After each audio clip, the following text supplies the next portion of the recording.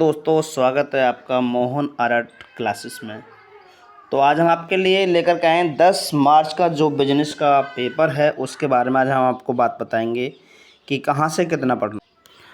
और मैं उम्मीद करता हूँ कि अब तक के जितने भी आपको बताया गया है उसमें से पेपर में ज़रूर आया होगा।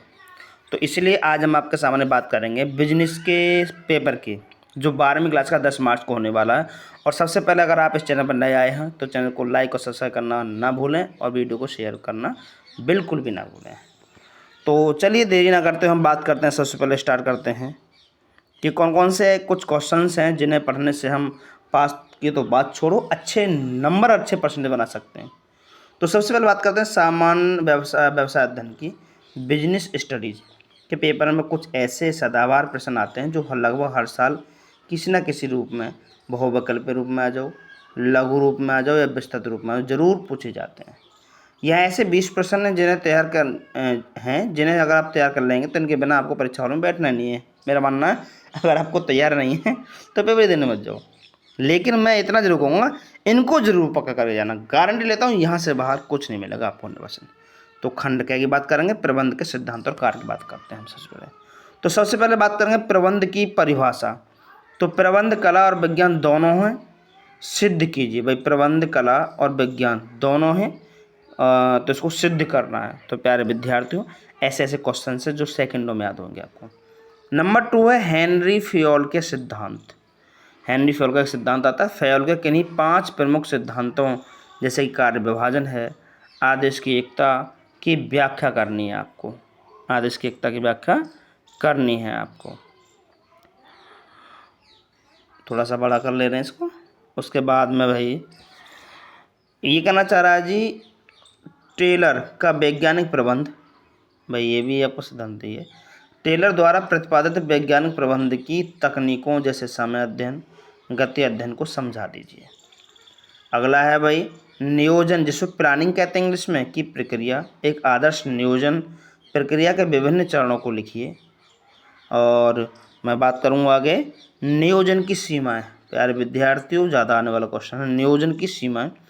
नियोजन दृढ़ता पैदा करता है, इस कथन की समीक्षा करो।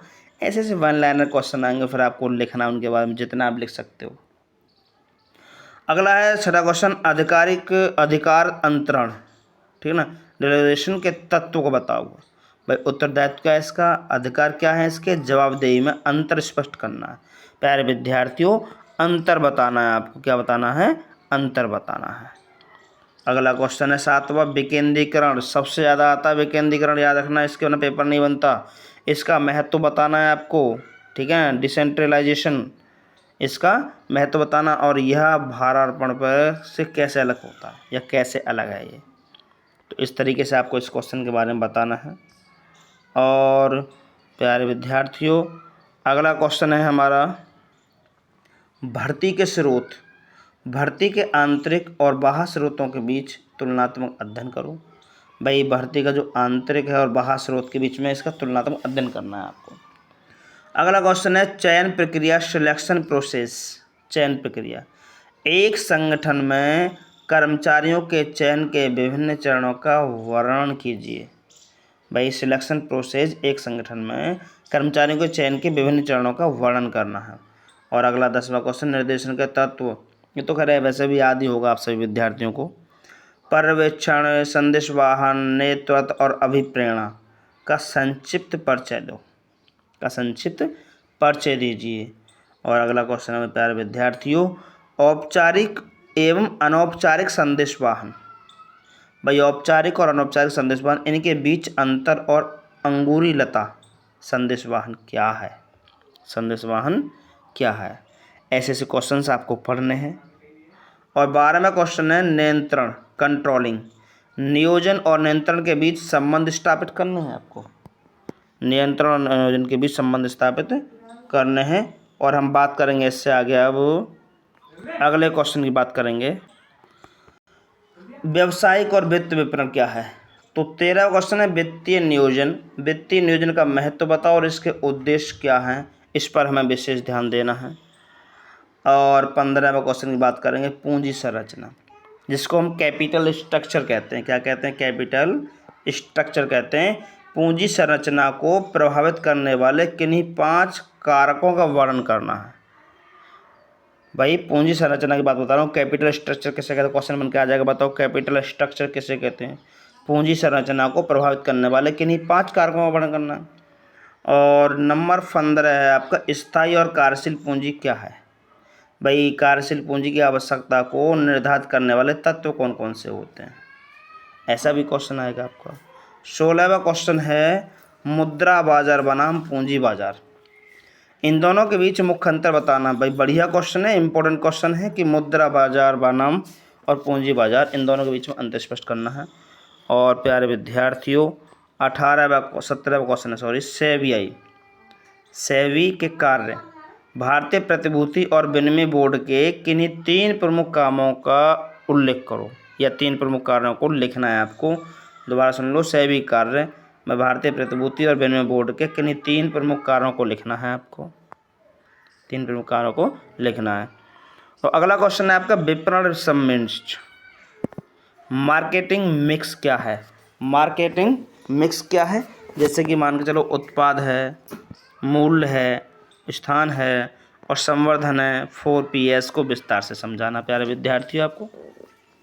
मैं कह रहा हूँ इन क्वेश्चनों को पढ़ना है और पढ़ के ही जाना है, बिना आने पढ़े बिल्कुल भी आपको नहीं जाना है। इन क्वेश्चनों को बार बार रट्टा मारो, याद करो जल्दी से जल्दी। और अगला है विज्ञापन, एडवर्टाइजिंग, विज्ञापन के लाभ और इसकी सामाजिक आलोचना पर चर्चा करो। भाई ये क्वेश्चन विज्ञापन वाला बहुत ज़्यादा आता है भाई, इंपॉर्टेंट क्वेश्चन है। 20वां क्वेश्चन है आपका, उपभोक्ता संरक्षण, उपभोक्ता संरक्षण अधिनियम 2019 का उपभोक्ताओं के अधिकारों और उत्तरदायित्वों का वर्णन करना है। कुल मिलाकर के मैंने प्यारे विद्यार्थियों आपको ये केवल और केवल 20 क्वेश्चन बताए हैं। इन क्वेश्चनों को ज़रूर पढ़ना है और बार बार पढ़ना है। मैं आपको दिखा दूं, मैंने शुरू से जितने भी क्वेश्चन ये आपके सामने लिखे हैं अच्छे तरीके से टाइप किए हैं, तो उम्मीद करूंगा इनको जरूर पढ़ना, सिद्धांतों पर ज़्यादा वर्क करना, उनके काम विशेष ध्यान से याद करना। जो भी आपने पढ़ा है अच्छी बात है, लेकिन अब तक अगर आपने ये नहीं पढ़े तो ज़रूर पढ़ लेना। अगर वीडियो पसंद आए तो उन गरीब विद्यार्थियों, उन विद्यार्थियों के पास जरूर भेज दो जो बेचारे पढ़ नहीं पाए, थोड़ा बहुत हल्का मुल्का पढ़े हों और पढ़ भी रहे समझ में नहीं आया हो, केवल इन क्वेश्चंस को पढ़ जाएं, अच्छे नंबर लाएं। और जैसे कि प्रबंध की परिभाषा, इसको जरूर याद कर लें। हैनीफेल के सिद्धांत भी हैं, ये हैं अच्छे अच्छे क्वेश्चन दीजिए। नियोजन है और अधिकार अंतरण है। विकेंद्रीकरण को ज़्यादा पढ़ना है प्यारे विद्यार्थी, पढ़ने तो सारे ही हैं खैर भी, लेकिन इसको ज़्यादा पढ़ना है, ठीक है ना। और मैं ज़्यादा इंपॉर्टेंट उसमें से भी बता दे रहा हूँ, जैसे कि भर्ती के स्रोत हैं, ठीक है ना, निर्देशन तत्व हैं, ये आने वाले क्वेश्चन हैं, ठीक है ना। इनके बिना कोई क्वेश्चन पेपर ही नहीं बनता। कैपिटल स्ट्रक्चर बहुत इंपॉर्टेंट है, बहुत इंपॉर्टेंट। सेबी पूंजी बनाम, ये इंपॉर्टेंट क्वेश्चन है। तो प्यारे विद्यार्थियों इनको ज़रूर पढ़ें, और अगर वीडियो पसंद आए तो लाइक कमेंट शेयर करना बिल्कुल भी ना भूलें। ठीक, नमस्कार।